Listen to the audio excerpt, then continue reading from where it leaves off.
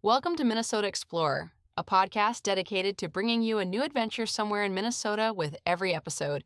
Each week, we'll travel to a different destination, from scenic state parks and beautiful lakes to fascinating cities, historic landmarks, and hidden gems tucked away across this incredible state. If you're gearing up for your own trip, head over to northstartravelers.com, where you'll find gear recommendations to help you travel smarter, plus a full list of our other podcast shows covering destinations around the world. If you love discovering new places and planning your next adventure, follow the podcast so you never miss an episode.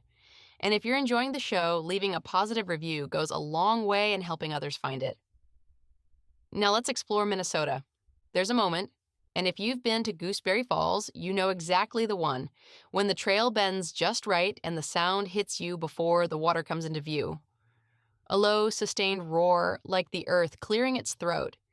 Then you step out onto the observation platform, and there it is, the Gooseberry River dropping hard through a dark volcanic gorge, the mist rising, the basalt slick and black, the water going white as it hammers the rock below.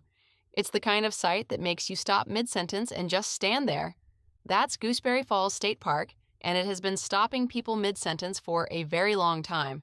The park sits on Minnesota's north shore of Lake Superior, about 40 miles northeast of Duluth and roughly 13 miles from two harbors. It's the first state park you encounter heading up the shore, which is exactly why people call it the gateway to the North Shore. And when you arrive, when that thundering gorge comes into view and the great expanse of Lake Superior opens up beyond it, you understand immediately why this particular stretch of land was worth saving. The story of Gooseberry begins, as so much of the North Shore does, with deep time.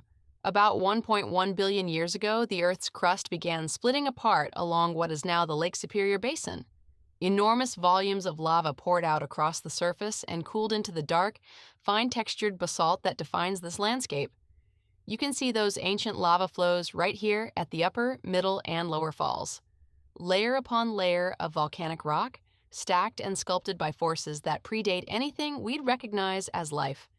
Then, roughly 2 million years ago, glaciers arrived, ice up to a mile-thick ground across the region, reshaping everything it touched.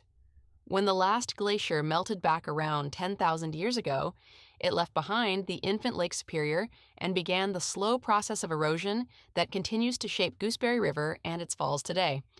The Gooseberry River itself is a bit of an oddity.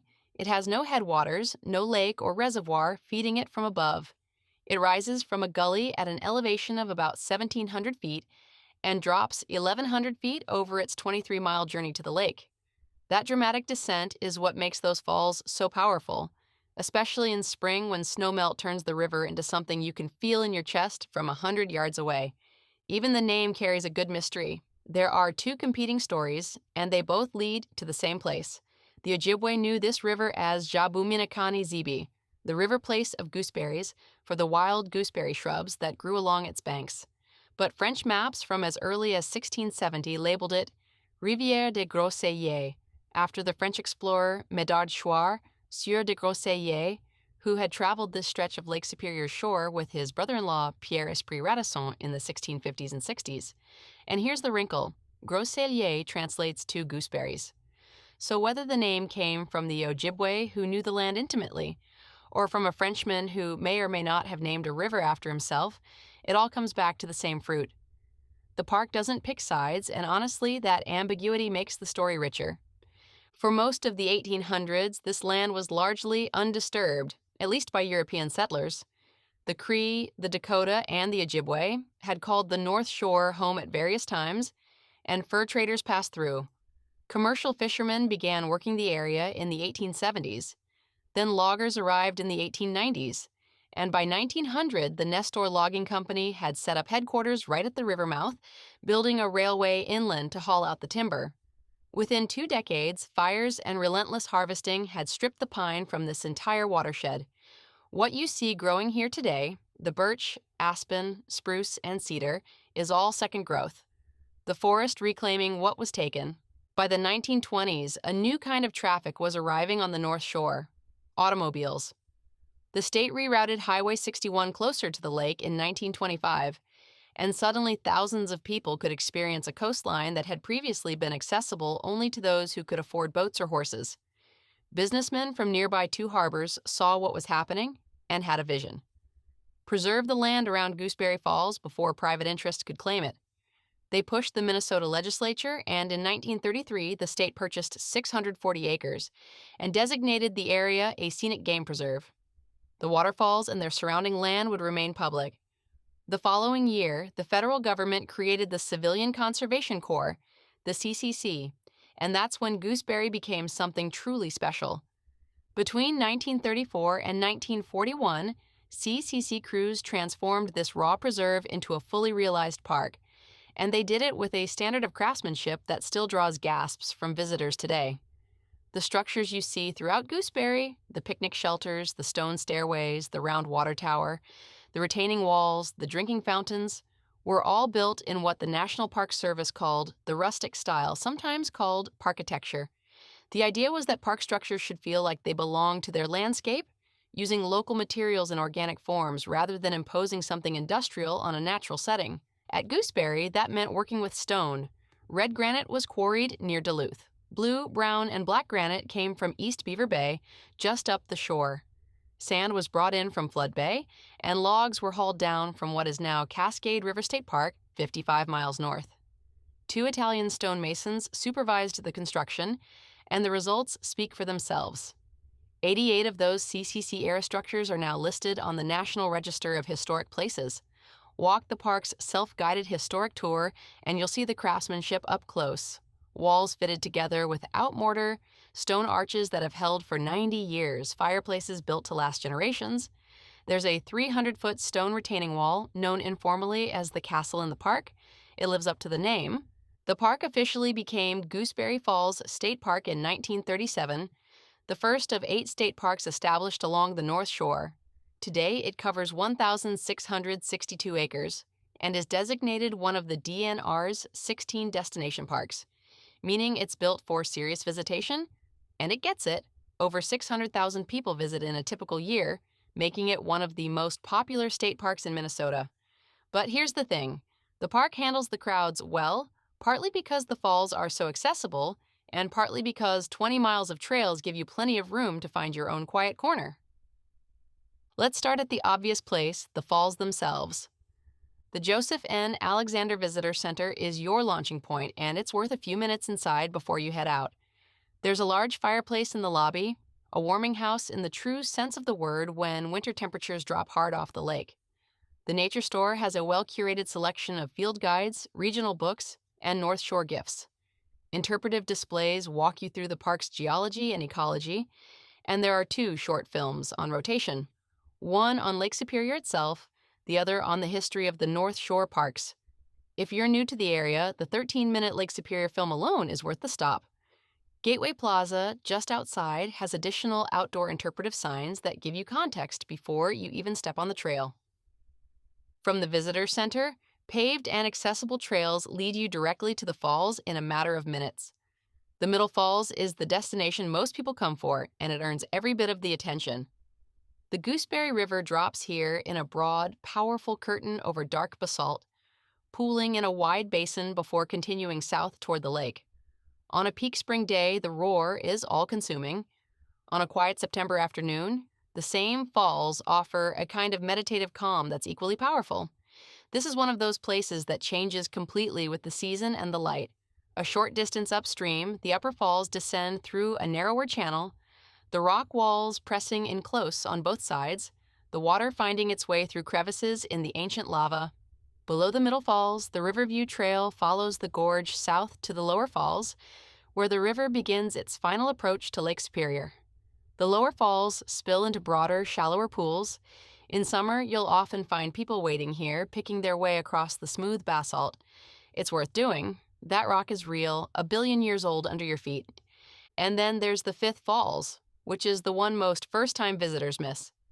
The Fifth Falls Trail heads north along the east side of the river, climbing gradually through a quieter stretch of the park, evergreens pressing in, the sound of the river below, the trail moving away from the highway noise and into something that feels genuinely remote. The falls themselves are modest compared to the main trio, but the walk to reach them is the point. The trail loops back on the west side of the river, giving you a scenic overlook before returning to the trailhead. It's a mile loop, easy enough for most visitors, and it's the part of Gooseberry that rewards people who came back for a second look. Beyond the falls, the park offers 20 miles of trails through mixed forest, birch and aspen shimmering in the fall, spruce and cedar holding their dark green through the winter, wildflowers pushing up through the snow in May in the warming pockets near the lake. Wildlife is abundant here. The park has recorded over 225 species of birds, so birders will want to bring their list. You might spot ravens, common on the North Shore, along with pine martens, white-tailed deer, black bears, and if you're lucky, a glimpse of a gray wolf. Herring gulls establish nesting colonies along the lake shore, and during spring and fall migrations, the shore draws remarkable concentrations of waterfowl and raptors moving along the Superior Flyway. The Lake Superior shoreline itself is a destination within a destination. A stretch of ancient lava flow known as the Picnic Flow extends along the water south of the river mouth, and it's one of those places where the scale of geological time becomes almost comprehensible. You're standing on cooled magma, worn smooth by glacier and wave, watching a freshwater sea that contains 10% of the world's surface freshwater.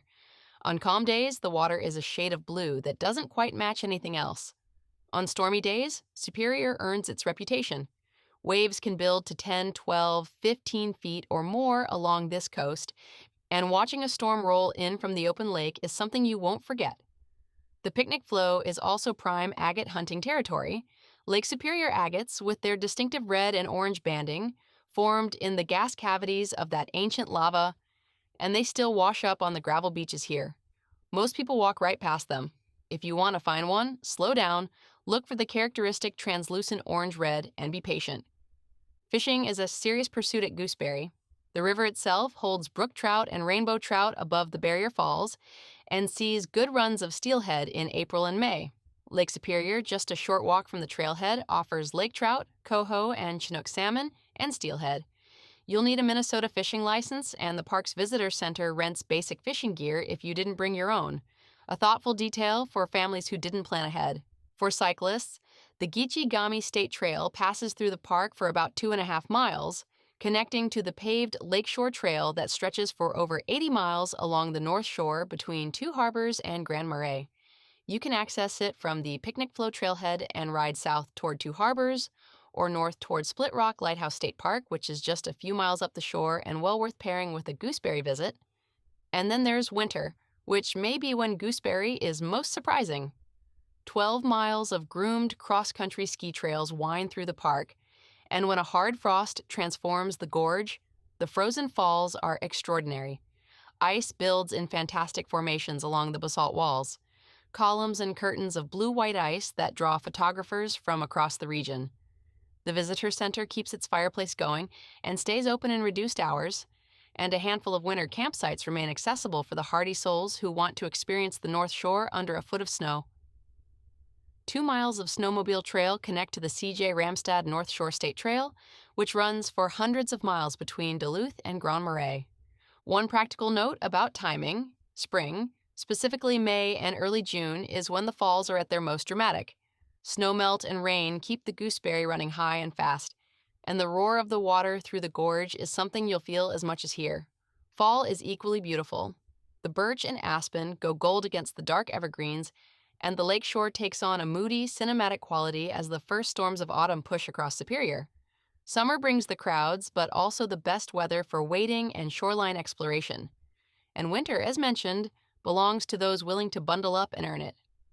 For lodging, Gooseberry has 69 drive-in campsites, 3 pull-through sites, 1 kayak site, and 3 group sites, and they fill fast on summer weekends, so reservations through the DNR's online system are strongly recommended. The campground has showers and flush toilets from May through October. For those who prefer a roof, several excellent options cluster in both directions along the shore. Grand Superior Lodge, a few miles to the southwest, sits right on the lake with a restaurant and lake views that are hard to beat. Gooseberry Trailside Suites offers cabin accommodations practically at the park's doorstep. In Two Harbors, about 13 miles down the shore, the Country Inn and American both offer comfortable rooms and free breakfast, making them solid bases for a North Shore trip. Up the shore toward Beaver Bay, Cove Point Lodge offers a more intimate lodge experience close to Split Rock Lighthouse. For food, options near the park itself are limited. The tiny community of Castle Danger has a couple of choices, and Grand Superior Lodge's restaurant is open to non-guests and has that hard-to-beat lake view. For a wider selection, Two Harbors is your best bet for a full meal before or after your visit. Here's what Gooseberry Falls State Park really is in the end. It's the place where the North Shore begins. Not just geographically, though it is the first park heading northeast from Duluth, but experientially. Standing at the edge of that gorge, watching a river that has been carving through billion-year-old basalt since long before humans arrived on this continent, with the expanse of Lake Superior beyond and the ghost of a CCC stoneworker's hammer in every wall and staircase around you, that's the North Shore distilled to its essence. Ancient geology, deep history, and the simple, irreplaceable feeling of being somewhere that still has the power to take your breath away. That brings us to the end of today's episode. Before you go, a few quick things. Subscribe so you never miss a destination. Leave us a positive review to help others find the show. And share this episode with someone who loves exploring Minnesota. And if you're hungry for more adventures beyond Minnesota, visit northstartravelers.com to explore our other podcast shows and browse gear recommendations for wherever your next journey takes you. Your support means the world and keeps these adventures coming. Thanks for joining us, and happy trails.